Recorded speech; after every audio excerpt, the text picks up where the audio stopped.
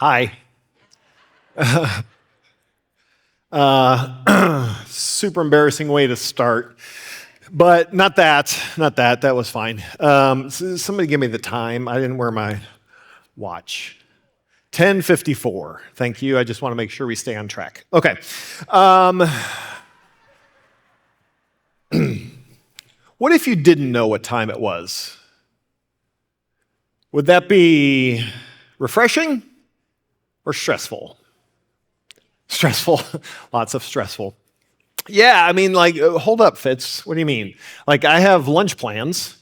I got to make sure I get there on time, beat the lunch rush. I'm meeting someone, or I got some work I've got to get done today. I've got to actually be at work this afternoon. I need to know how much sunlight I have in order to do my yard chores. What do you mean? I don't know what time it is. So some of you, as you already said, it's a little stressful to think about.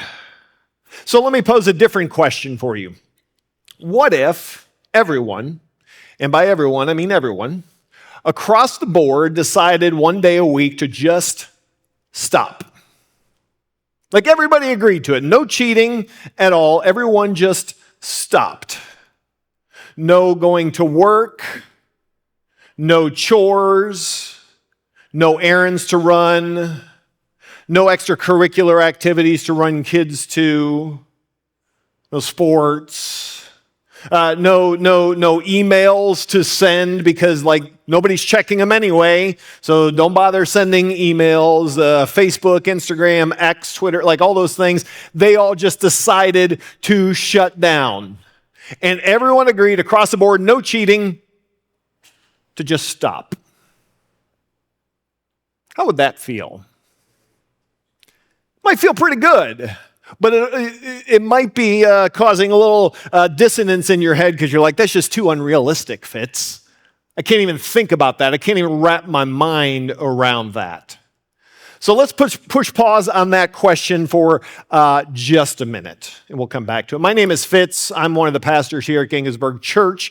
We're in the middle of a series on the 10 Commandments called the Big Ten, which are found in the book of Exodus and again in the book of Deuteronomy. Today we're at number 4, but before we get to the actual commandment, I want to rewind to the early pages of the Bible for a little background, if you will.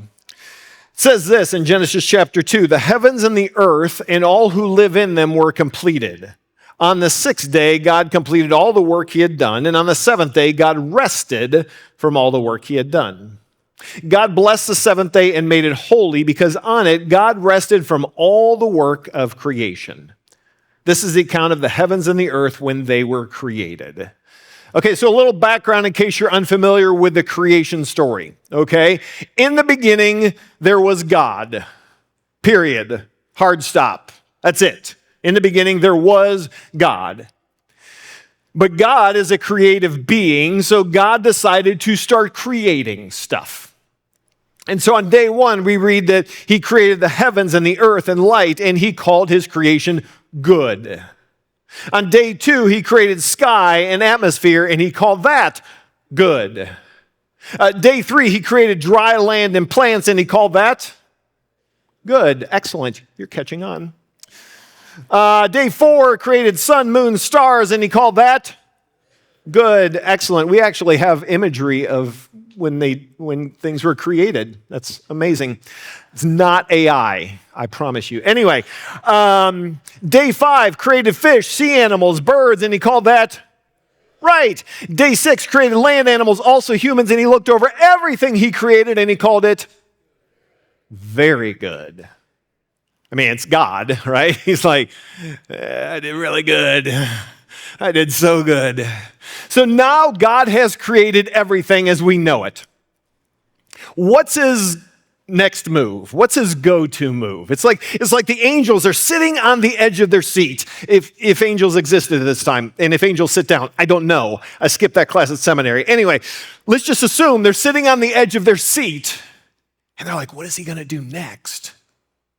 He created the oceans, that was cool, and the mountains, Mount Everest, oh, that was fantastic, and all of those animals, the unicorn was just fantastic, and then humans, They've got like opposable thumbs and emotions. That's incredible. How is he going to top this? God's go-to move, he stops. He stops. Tells us, verse 2 tells us that he rested. Perhaps a better translation might be that he ceased.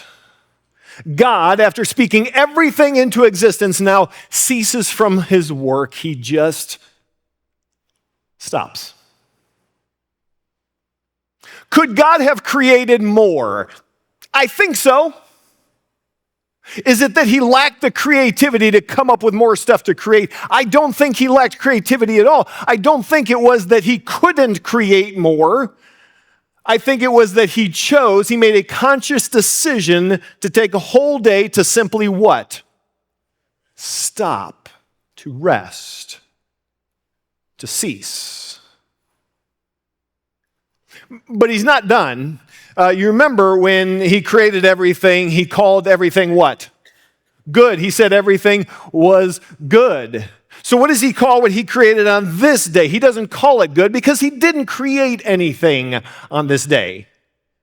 But he does have something to say about that day. He says this, God blessed the seventh day and made it holy. When he stops, when he ceases from creating, that was the day that he said is holy. And the author tells us that the reason why he called it holy is because that's the day that he decided to stop. Jewish theologian and philosopher Rabbi Abraham Joshua Heschel says this about the holiness of that day. In the Bible, no thing or place is holy by itself. Not even the promised land is called holy. While the holiness of the land and of festivals depends on the actions of the Jewish people who have to sanctify them, they had different rituals and sacrifices and things like that in order to declare something holy. But in contrast to that, the holiness of the Sabbath, he writes, preceded the holiness of Israel. Even if people fail to observe the Sabbath, it remains holy. The Sabbath is holy because God says it's holy. Now, there's a churchy word, right? Holy. Like, what the honk do we mean by that? Well, in the Hebrew language, holiness designates something that is separate from the ordinary or the profane. It's something that is special or distinct from anything that might be similar in type. And there's also an implied connection to God, to the divine. So when something is holy, it means it's to be set apart for the purposes of God. So God, by ceasing, by stopping, and calling this day of the week holy, that it is a day, he says that this is a day that is to be set apart for the purposes of God. This day, which you and I treat no different than any other, usually, God says is special to him. And this is the day that comes to be known as the Sabbath, which comes from the Hebrew word, which simply means to cease or to end or to rest. And so that brings us then to commandment number 4, which says, remember the Sabbath day and treat it as holy. Treat it as holy. Now, the Ten Commandments, like I said, appear in two different places. Exodus chapter 20, Deuteronomy chapter 5. Why do they appear in two different places? Well, because Moses got the tablets, came down off the mountain, was ticked at the Israelites for being stupid heads and threw the tablets down, broke them, and God said, we got to do it again. And so Deuteronomy chapter 5, we get the second telling. Now, if we were to read the entire text of the Ten Commandments, which we will not do because you're on a time crunch. Anyway, if we were to read the entire text, something would stand out. And that is the sheer weight of this particular commandment. Matthew Sleeth wrote a book called 24/6, and he has this to say about this, about the emphasis placed on this commandment. He writes this, if the 10 Commandments were written on apple pie and you get to choose which slice to have based upon size, choose the fourth, the one about the Sabbath. You will get more than a third of the pie to put on your plate. So the entire text of the Ten Commandments is 300 some odd words. 101 of the words are dedicated to this commandment about the Sabbath, about a third of the words. The next closest is the one about not making idols. That one gets 88 words. We usually ignore that commandment too.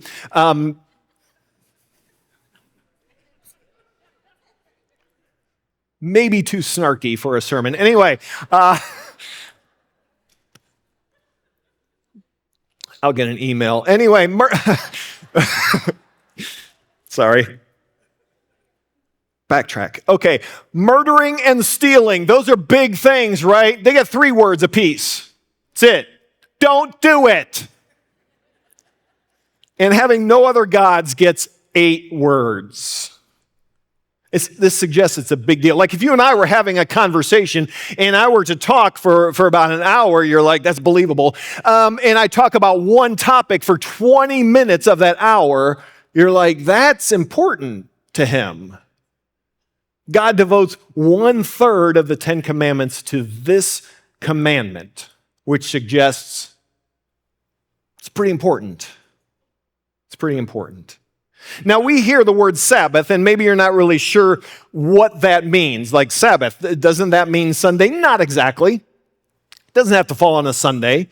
Pastor and author Rich Viotis describes it as a literal 24-hour period with no shoulds, no have-tos, and no oughts that over time leads to a deep rest for our souls. Could you use deep rest? Would it be nice to have no shoulds or ought-tos or have-tos? That's Sabbath. Now, when we look at the 2 different versions of the commandments in Exodus and Deuteronomy, something stands out. And we're going to put one verse up there side by side. But before we do, in Exodus 20, the first 3 verses and the first 3 verses of the passage in Deuteronomy 5 are virtually identical. If you were to lay them side by side, they both say basically the same thing, which is, remember the Sabbath day and treat it as holy. 6 days you may work and do all your tasks, but the 7th day is a Sabbath to the Lord your God. Do not do any work on it. Not you, your sons or daughters, your male or female servants, your animals, or the immigrant who is living with you. All of you, stop. Just cease. But then we get to the 4th verse in each one of the passages, and all of a sudden you see something different. You see some differences.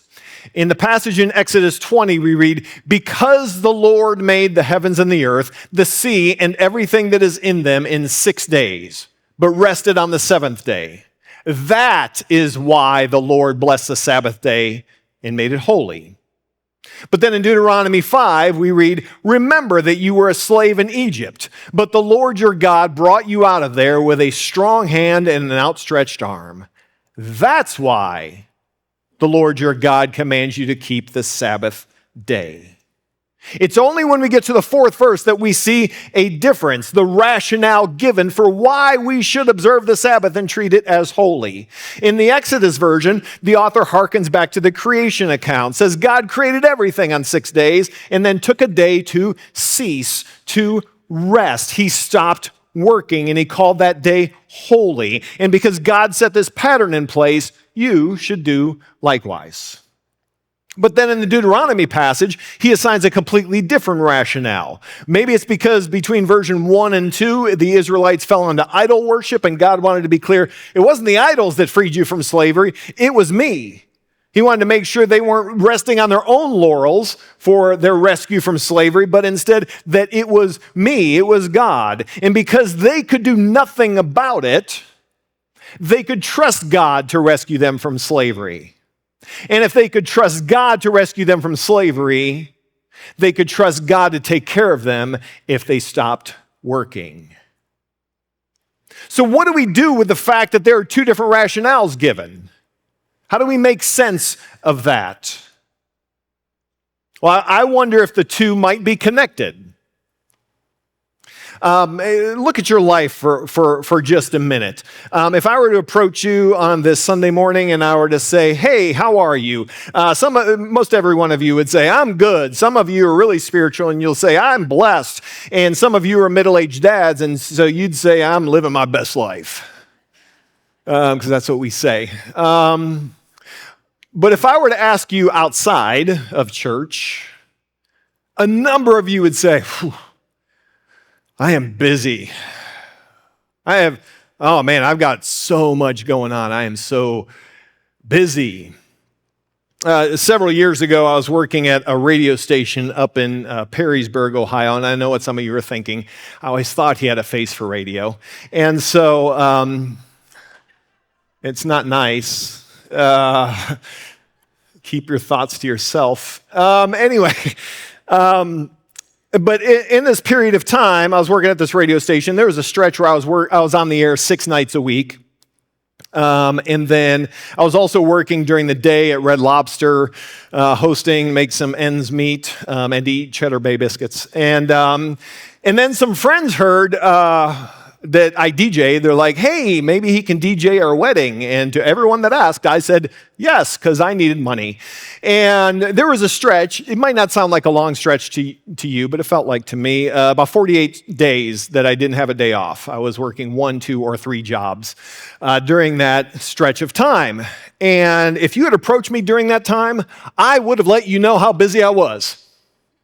How you doing, Fitz? Man, I'm tired. Why are you tired? Well, I am so busy. Listen to my schedule. I'm working at the radio station, Red Lobster, DJing weddings. Oh, I am so busy. And maybe that sounds like your story. You are so busy. But it's not just work in the marketplace either, right? When we're not at work, the one that's paying our bills, are we content to simply stop and rest? Or do we feel the need to fill that time up with other stuff, with chores, with errands, with extracurriculars for the kids? Do our days off turn into what can I get done today days? And then we have these things. Have you gotten on the phone craze yet? It's a new fad. Maybe you haven't caught on yet. You'll catch on. But these things make life pretty easy, pretty convenient. We can communicate with whoever, do whatever we need to do. We're accessible 24/7. I read recently that the average work email is responded to in about 2 hours. 2 hours. Is that right? Yeah. Personal email, 2 minutes. Text messages, 90 seconds. And when I heard that, I thought 90 seconds feels kind of slow for me. Like, I can answer quicker than that. As a matter of fact, I was preaching at our Fort McKinley campus not too long ago, and I commented on something, and my wife, Marcy, she wanted to make a comment about that, but she's like, he doesn't have his phone. And so she texted me, and my watch buzzed, and I saw it, and I wanted to respond, and I almost pulled my phone out and texted her in the middle of my sermon. And I was like, oh, that feels like a bad idea. And so I refrained from doing that, but I did not want to make her wait. Like, I got to answer this thing now. I got this email from this friend of mine. Don't make him wait. Like, I've got to respond to it. My boss just emailed me. I better respond. I know I'm not at work, but I better respond right now. I like what Heschel has to say about time. This is a beautiful sentence. Time to us is sarcasm, a slick, treacherous monster with a jaw like a furnace, incinerating every moment of our lives. Does time feel like that to you? Man, it does to me sometimes. But life was created to have a rhythm of work and ceasing from work. All of creation operates in this rhythm, but for some reason we feel like we don't have to. We'll be fine. I'll cease when I retire or when I die, whichever comes first. And that's not how God wanted us to live. That is not the full life He desires for us to have. And so we have this important instruction that God has given to us, and instead of letting it direct our lives, we've allowed culture and our insecurities to creep in to dictate how we're going to live our lives. Culture says, be busy, and so we're busy. Culture says, do more, and so we do more. But it's not just the culture, it's not just the out there that does it. I believe we come by it honestly, because in the very early pages of our Bible, we read that God created mankind in his image. And part of the image of God is that he is a creative, productive being.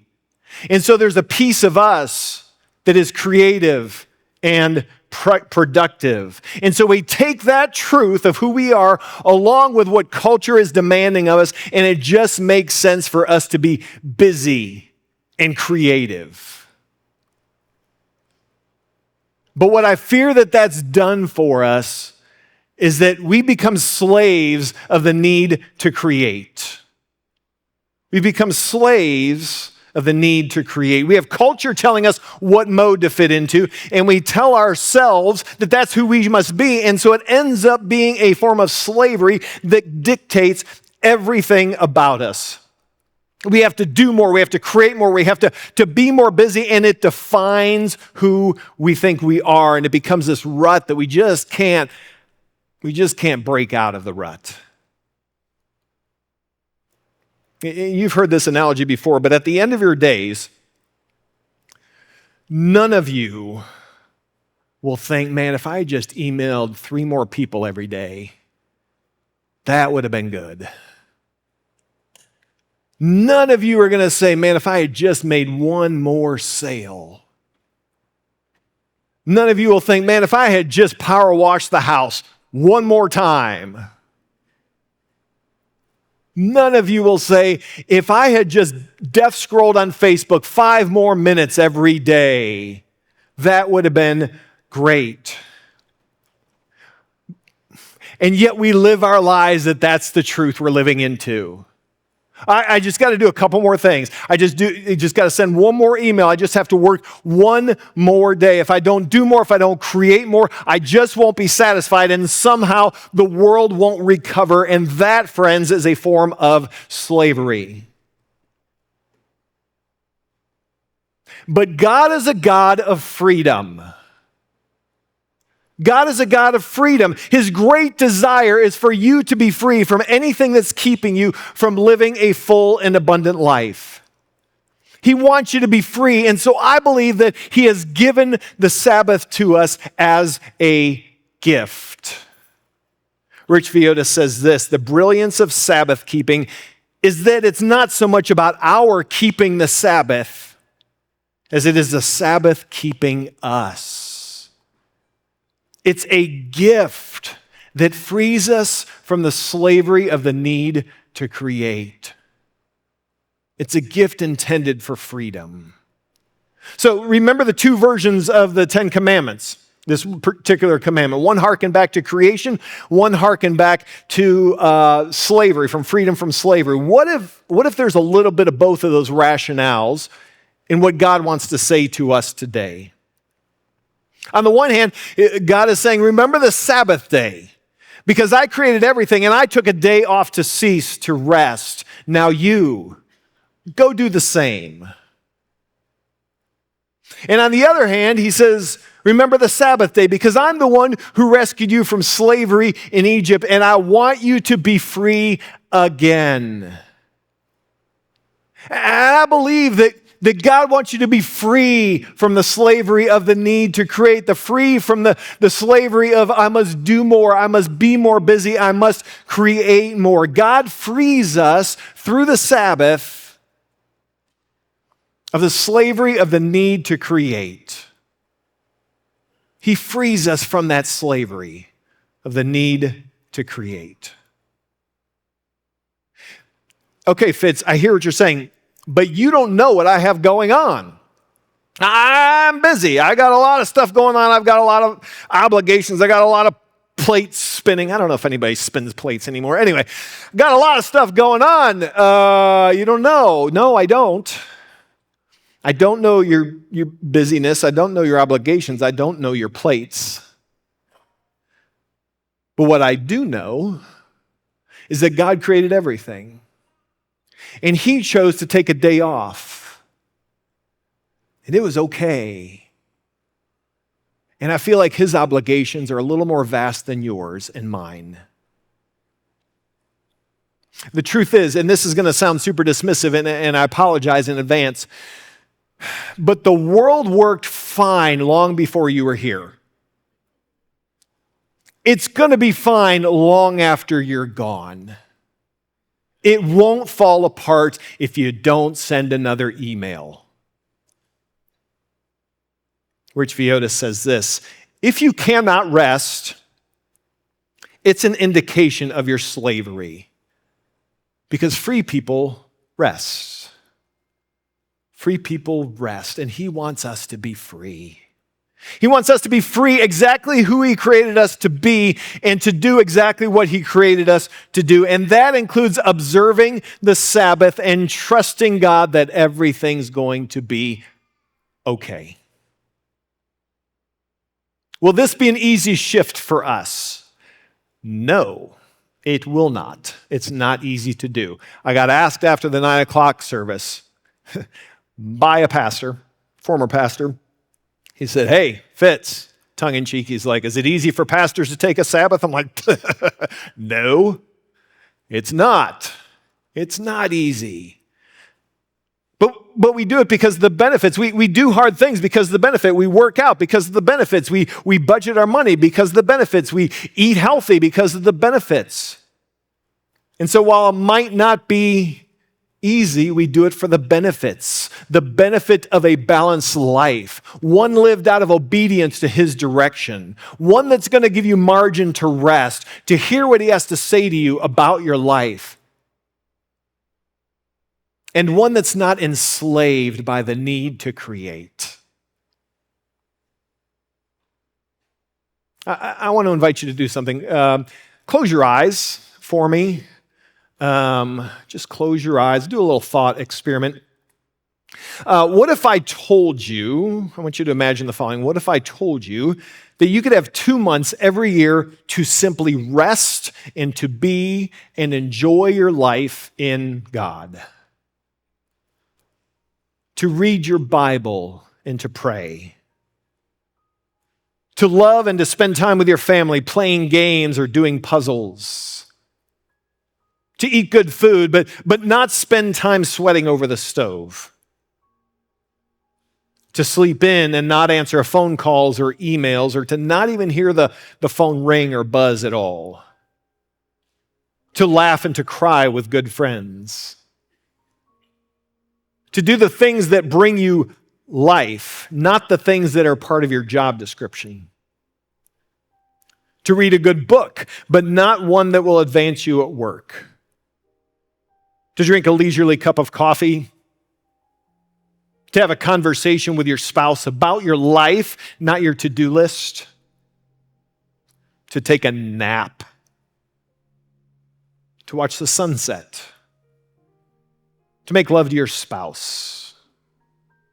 To look back on the past and reflect on how good God has been to you, and to look ahead with anticipation for what he will do.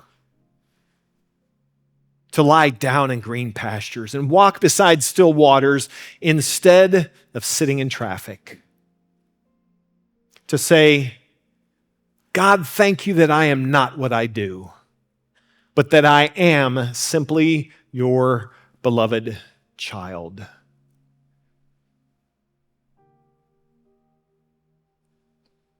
You can open your eyes. That's Sabbath. You do it once a week, and you'll have about 2 months every year. What would it do for our souls if we took God and his word seriously? And so I want to give you a challenge as you leave today. We've got one other piece of business to attend to, but in the adoption world, they often advocate for yes day. When you adopt kids, they say, schedule a yes day. What that means is you pick a 24-hour period of time, give your kid nothing but yeses. It's terrifying.